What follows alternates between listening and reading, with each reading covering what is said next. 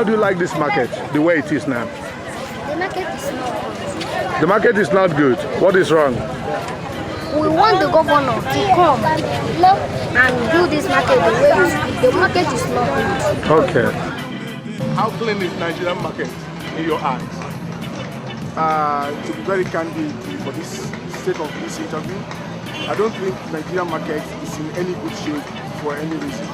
You wanted to say something? Yeah, according to what my colleague have just said, in fact, I was so disturbed about the situation of Nigerian market because most of our leaders, they travel far and there, you go to Western world, they see what is going on here, and they got the knowledge of all these things, but I don't know when they get there to do the rest, to the best thing, I don't know. They deviate from the world, their program. Their program is good. When they say in theory it's good, but in practical it's very good. That's a good point. But that's why we're making this program, and that's why the name is Diasporatic Voices.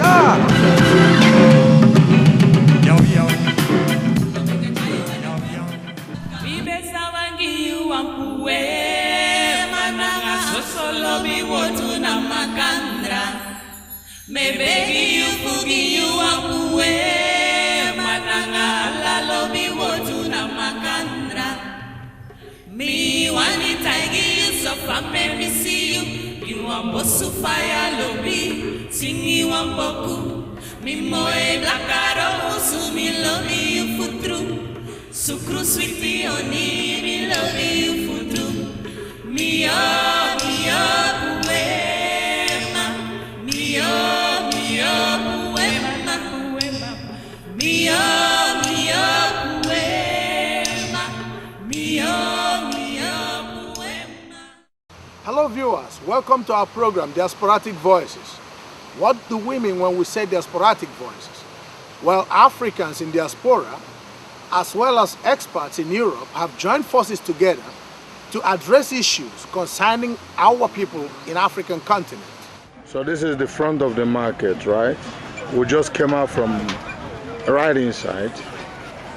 And of course, marketing goes on here daily, right? Yes. Am I correct? Even on Sunday.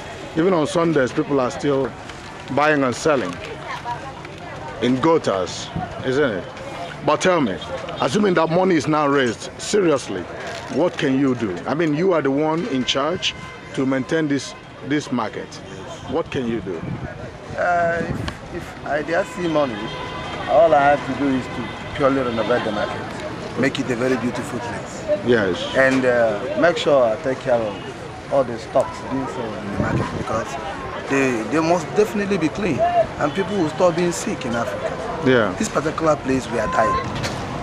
These images from Africa as well as the interviews conducted are convincing enough that the situation of the African marketplaces are bad. We have to make some consultations in order to provide solutions. We've consulted some experts from England. These experts are Engineer Bembridge and Mr. David Murden. They are from an organization known as an Albert Foundation. It all started with a common question of how do you feel after watching this video? And this is what they have to say. I'm well used to seeing such things all over West Africa, so it's not an immediate shock because I'm used to going amongst those places. But it's a tragedy because that's the heart of the whole system of the economy, as I see it. As I see it also. Oh, good, yeah. Really illustrated the lack of access for anybody to actually use the market for what its purpose is. Yes. It just meant that people couldn't deal with each other, carry on normal activities. The inaccessibility of the marketplace is creating a havoc, a great problem. Our organization, LGH International, have started this program to provide solutions. Let's go further with our interview. My experience of Africa is it's often spoiled, it's often underfunded, people trading have no chance to develop, there's not enough investment, there certainly isn't the infrastructure that would allow them to climb out of the very, very basic subsistence levels. And this is a tragedy, and it can be so easily remedied. What about self-reliance? That's what I was looking for. Self-reliance, that the people themselves are involved. They would have to be motivated, they would have to be trained, they'd have to be shown evidence that to do that, give greater accessibility, give more order to it, give more substance to it, would actually give them more trading, which is one of the things we try to do, both in markets and villages, so that it links very directly with the kind of work we're doing. It is obvious, viewers, that the marketplace is inaccessible. Let us ask our guest, Mr. David Murden and Engineer Bembridge from Aunt Albert Foundation, England, what to do about this. Very simply for me, it's to find a way of empowering the people who are actually the producers and the traders, the people who are at the grassroots, the people who are in the villages, the people who make things, grow things, somehow empowering them. The situation of the African marketplaces is forcing many African youths to migrate to Europe. To find a solution to this problem, we continue our interview. The poverty itself, the helplessness they find when there's no way out of their dilemma, there's no way to increase their trading, their business, that is so vitally important. So if they could be empowered, even very simplistically, so many of them would decide to stay. Exactly. And one of the problems is many of them have been taught, and I'm afraid this is a historical thing as well, they're being told to disrespect themselves and their own Africanism. They've been taught that their goods aren't of much value, that their food isn't of much value, that the way they make it isn't of much value, that they have to rely on the Western NGOs or aid programs or donations, and all of that has weakened, I believe, the African craftsman and the African producer. All this myth that the African can't produce in the right way for a Western market is absolute myth. Okay. So we have to find a way with very small amounts of money to prove it, demonstrate it, model it in greater and greater ways. I have an idea. Okay. We have to team up together and renovate one market to show them. Absolutely. Okay. And we go and sell some of the products. Here? Yeah. We encourage them to buy? We encourage them to buy. Okay, agreed. I'll come with you. Come back to the issue of, from an engineering perspective, do you think it is realizable? Do you think we can clean this particular market we've seen? I think it's very basic engineering issues. Drainage channels, laying stones. Nothing's a major task there. I think once it's focused as one project, and that would be completed, it would act as a catalyst, and it would be demonstrated that does change. The renovation of African local market is a proper way to empower the people, especially the mothers. But what would be the role of African mothers?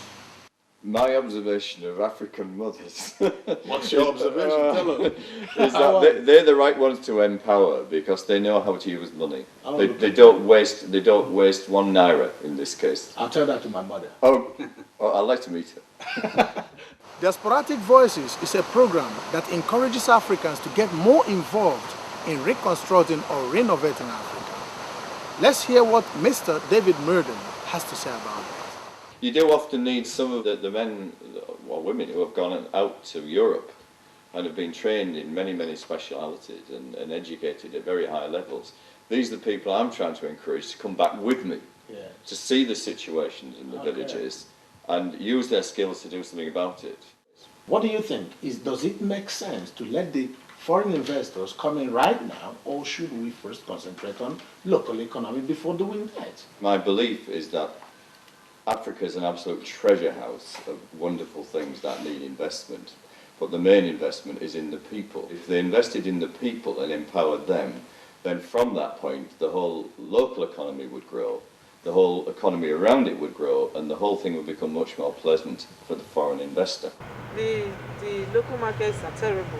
It's not as if the international market is anything international, except the goods. But if you go by the situation of the place, the roads, the stores, they buy roads, roads in between stores, it is not international per se. It's just the name that has been given to the place. Then come to the local markets. When the international is this bad, you can imagine what the local markets are like. We have places that we go to buy our foods that we give to our husbands and our children, and they are so unhygienic. They are so terrible. But what can we do? If we don't buy, then we starve, and we still buy from them, and we keep, having medical health problems due to the condition of the places that we get our foodstuffs from. So our local markets are terrible. Yeah. We don't even have roads to get to the place. Most times you have to get down from your vehicles and step, and you're stepping on mud. Exactly. Engineer Bembridge and Mr. David Murden have contributed enormously to our program. We use this opportunity to thank them and hope to see them in our future editions.